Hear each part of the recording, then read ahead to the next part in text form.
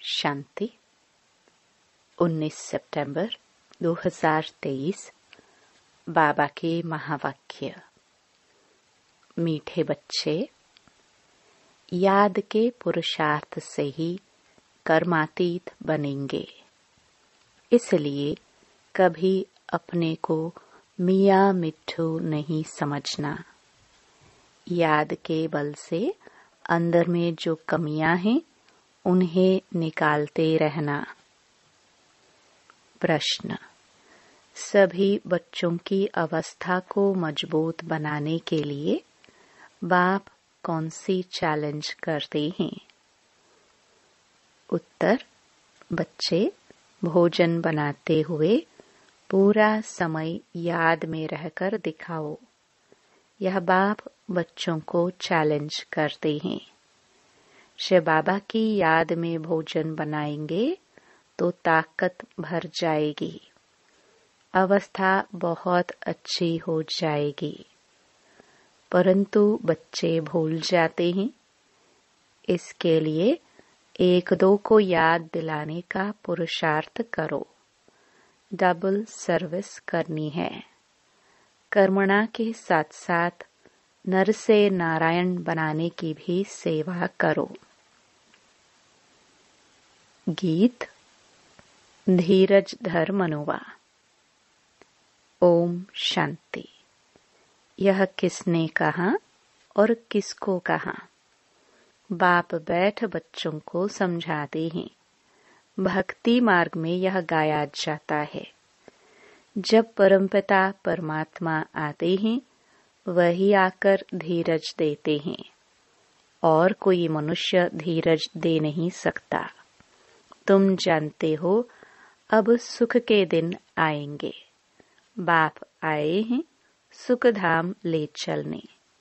यह है दुख धाम। यह सब भक्ति मार्ग के गीत हैं।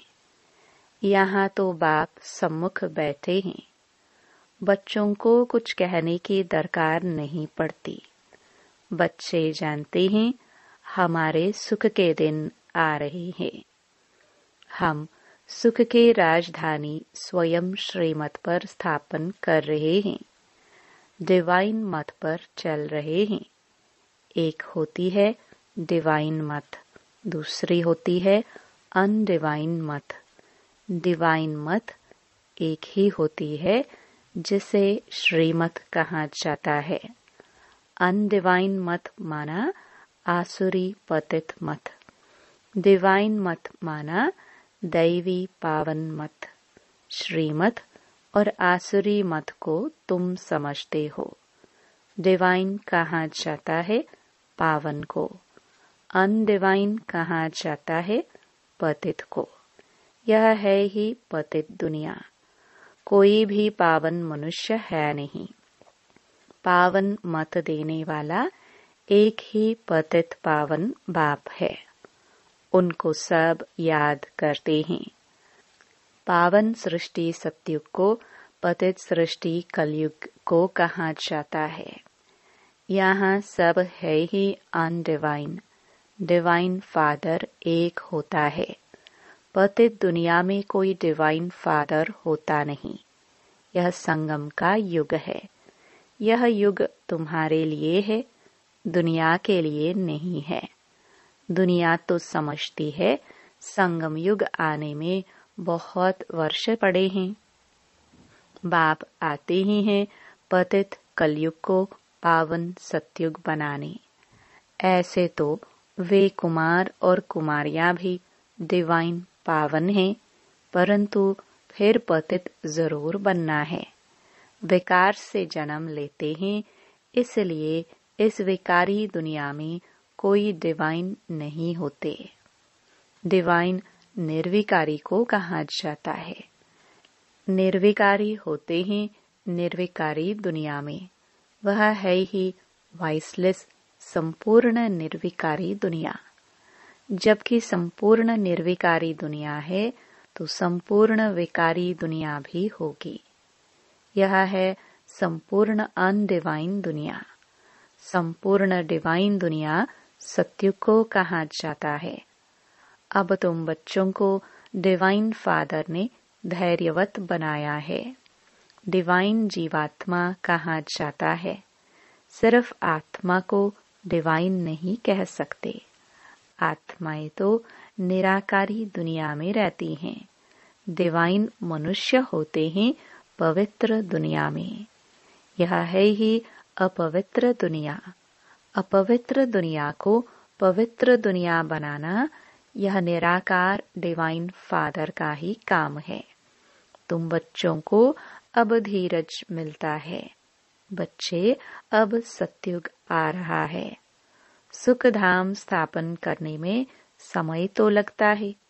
फट से तो दुख धाम विनाश हो, सुखधाम स्थापन नहीं हो जाएगा। तुमको भी देखो कितना टाइम लगा है। पतित सृष्टि कितनी बड़ी है। तुम भी जब लायक बनो ना, तुम खुद ही कहेंगे हम अभी स्वर्ग में जाने के लिए पूरे लायक नहीं बने हैं। पूरे लायक बन जाए फिर तो कर्मातीत अवस्था हो जाए। परंतु देह अभिमान बहुतों में होने के कारण समझते हैं हम तो संपूर्ण बन गए हैं। हमको श्रीमत की दरकार ही नहीं, इसलिए याद नहीं करते। बाप की याद से ही तो श्रेष्ठ बनेंगे। कोई कह ना सके कि हम निरंतर बाप को याद करते हैं।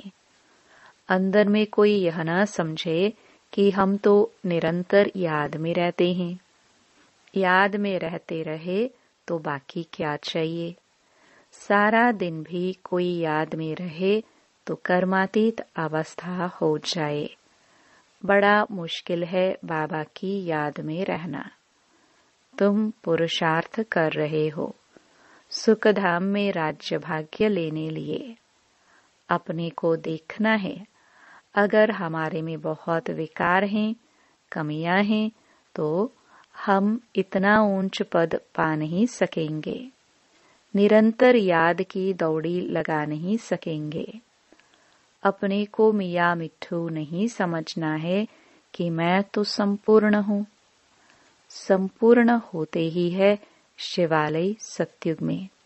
सारा भारत शिवालय बन जाता है। लक्ष्मी नारायण का राज्य चलता है। मंदिर में राज्य तो नहीं करते हैं ना। शिवालय सतयुग में सब देवी देवताएं राज्य करते हैं। फिर पूजा के लिए मुख्य लक्ष्मी नारायण का चित्र बनाए उनका मंदिर बनाते हैं। पहले नंबर वाले की ही पूजा होती है। अभी उन्हों के जड़ मंदिर हैं। चैतन्य में जब राज्य करते हैं तो विश्व के मालिक हैं। भल है भारत में ही, परंतु है तो विश्व के मालिक ना, और कोई राजाई ही नहीं। हम अभी फिर से अपना डिवाइन राज्य स्थापन कर रहे हैं। पावन दुनिया में जाने के लिए पहले जरूर पावन बनना पड़े। मेहनत लगती है। जहाँ तक जीना है, याद में रहना है और ज्ञान की वर्षा तो होती ही रहती है। भिन्न भिन्न प्रकार से समझाया जाता है। वास्तव में लक्ष्मी नारायण के सिवाय डिवाइन अथवा पवित्र किसको कह नहीं सकते। बाप स्वर्ग स्थापन करते हैं, फिर भी नरक बन ही जाता है। ड्रामा ही सुख और दुख का बना हुआ है। शंकराचार्य आकर अपने धर्म की स्थापना करते हैं, फिर भी डाल डालियां पुरानी तो होंगी ना। सन्यासियों की महिमा है। राम तीर्थ, विवेकानंद आदि गाए जाते हैं, क्योंकि शंकराचार्य के पिछाड़ी वाले हैं। नए नए आते हैं तो वह अपना शो करते हैं, परंतु इनको शिवालय तो नहीं कहेंगे। शिव का स्थापन किया हुआ सतयुग एक ही है। मनुष्य इन बातों को बिल्कुल नहीं जानते। ऐसे ही सिर्फ सुनने से कोई समझ न सके। पहले तो 7 रोज आकर एम ऑब्जेक्ट को समझना है। और कोई पढ़ाई के लिए ऐसे नहीं कहा जाता कि पहले 7 रोज समझो। यह एक ही पाठशाला है जहाँ लक्ष्य दिया जाता है। पहले पहले तो फादर को समझो। बाप कहते हैं, मैं बच्चों की सेवा करने आया हूँ। जो कल्प पहले वाले हैं वही आएंगे। जब तक निश्चय बुद्धि नहीं बने हैं तब तक बुद्धि में आएगा नहीं। इसलिए बाबा पूछते हैं, कहाँ तक निश्चय हुआ है? यह कोई गावड़े का सत्संग नहीं है। और सत्संगों में तो कहेंगे फलाना महात्मा गीता सुनाते हैं, फलाना वेद सुनाते हैं। यहाँ कोई महात्मा आदि नहीं है। यहाँ तो बाप बैठ समझाते हैं। पहले जब तक निश्चय नहीं तब तक क्या समझे? वहाँ सत्संगों आदि में समझेंगे, यह तो फलाना वेद सुनाते हैं, राज विद्या पढ़ाते हैं। यहाँ तो वेदों, शास्त्रों अथवा राज्य विद्या की कोई बात नहीं। तुम जानते हो, बाबा इन द्वारा पढ़ा रहे हैं। जब तक यह नहीं समझा है तो क्या करेंगे? और ही वायुमंडल को खराब कर देंगे। यहाँ तुम्हारे में भी ऐसे नहीं है कि सब शिव बाबा की याद में सुनते हैं और समझते हैं शिव बाबा ब्रह्मा द्वारा पढ़ाते हैं। नहीं, शिव बाबा की पढ़ाई है, यह कुछ भी समझते नहीं। बड़ा मुश्किल कोई यथार्थ रीति समझते हैं। पढ़ाने वाला शिव बाबा है। यह याद हो और सारा दिन बुद्धि में रहे कि हम स्टूडेंट हैं तो नंबर 1 चले जाए। परंतु तुम्हारे में भी नंबरवार हैं। बाबा कहते हैं, मुझे पढ़ाने वाले को याद करो। मैं ही बाप, टीचर, गुरु हूँ। तीनों को इकट्ठा याद करना है। लौकिक संबंध में तो बाप अलग, टीचर अलग, गुरु अलग होते हैं। यहाँ एक को ही याद करना है और है बहुत सहज। परंतु माया याद रहने नहीं देती। घड़ी घड़ी बुद्धि योग तोड़ देती है। तुम बच्चे आपस में बैठते होंगे। समझो कोई मशीन चलाते हैं अथवा मक्खन निकालते हैं तो शिव बाबा को याद कर मशीन चलाते हैं। शिव बाबा की याद में बाबा के यज्ञ के लिए मक्खन निकाल रहा हूँ। कितनी खुशी की बात है। यज्ञ के लिए भोजन बनाता हूँ, खुशी होती है ना। परंतु फिर घड़ी घड़ी भूल जाते हैं। फिर पुरुषार्थ करना पड़े खुद का।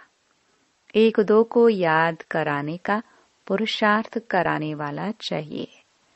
फिर भी शिव बाबा को याद कर भोजन बनाएंगे तो ताकत भर जाएगी। तुम्हारी अवस्था बहुत अच्छी हो जाए। परंतु ऐसे होता नहीं है। ब्रह्मा भोजन की तो बहुत महिमा है। परंतु जब आत्मा शिव बाबा की याद में रह बनाए, शक्तियों का ऐसा भंडारा हो, याद में रह भोजन बनाए तब तो शक्ति मिले। वह भी शक्तियों की बुद्धि में नहीं आता है। नहीं तो पुरुषार्थ करे। बाबा को तो दिल होती है। अपने हाथ से शिव बाबा को याद करते भोजन बनाऊं। प्रैक्टिस करनी है। देखे याद ठहर सकती है। बाबा चैलेंज देते हैं, जो भी भंडारे में है कोशिश करो। बाबा जानते हैं कि 1 घंटा भी याद नहीं कर सकते।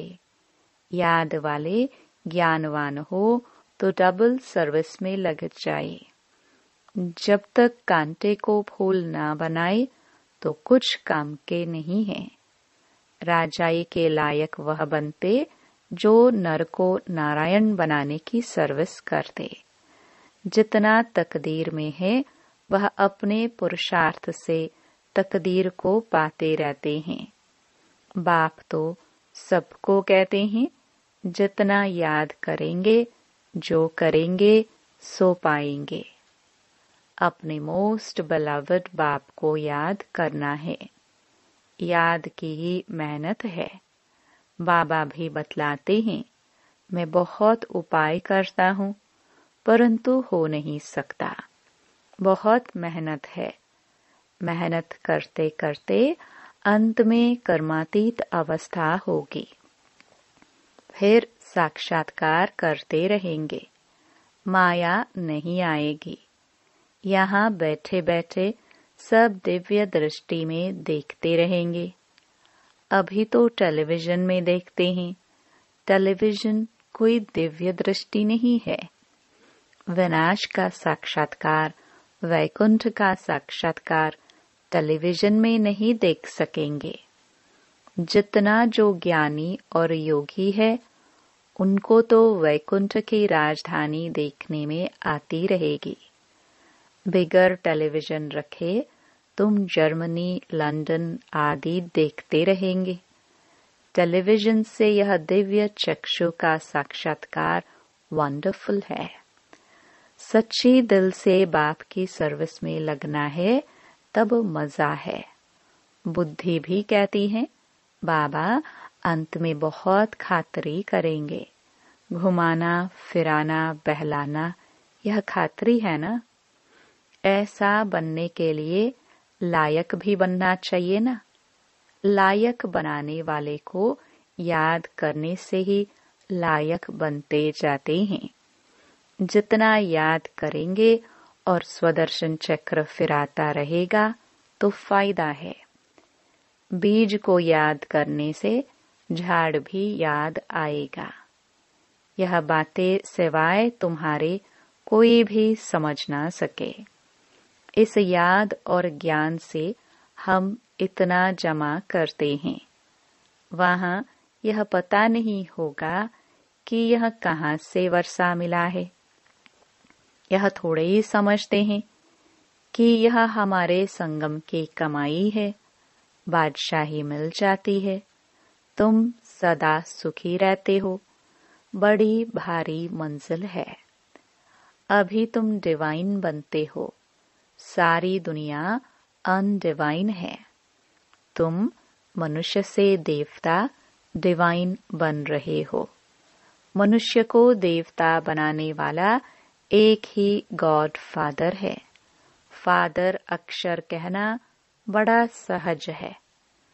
कोई भी बूढ़ा बुजुर्ग देखेंगे तो उनको बाबा व पिताजी कहेंगे। बूढ़ा बूढ़े को देखेंगे तो भाई समझेंगे। छोटे बड़े को देखेंगे तो बाप समझेंगे। निराकार बाप का तो कोई को पता नहीं है। सिर्फ कह देते हैं गॉड फादर। यह नहीं समझते हैं कि हम आत्मा हैं, हमारा बाप वह है। बाप जरूर वर्षा देता होगा। अभी तुम जानते हो हमारा बाप हमको वर्षा दे रहे हैं। इस वर्षे के लिए ही हम बार बार पुकारते थे, प्रार्थना करते थे।